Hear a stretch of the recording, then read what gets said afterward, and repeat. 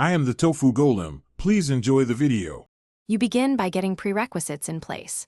Make sure your Xbox 360 and PC are on the same local network, preferably wired for stability. Once done, update the Xbox dashboard and your Windows system so protocol compatibility is current.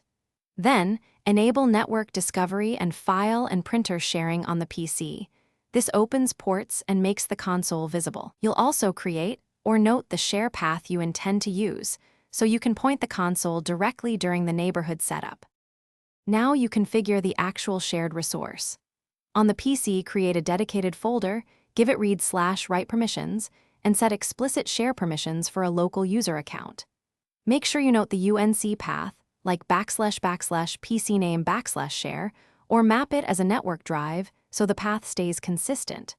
Once that's set, verify the user credentials work by accessing the share from another PC. This ensures the Xbox can authenticate without surprises when you add the neighborhood entry. Finish by entering the shared UNC path into the Xbox 360 neighborhood or media settings and supplying the account credentials you prepared. You should test file browsing and streaming.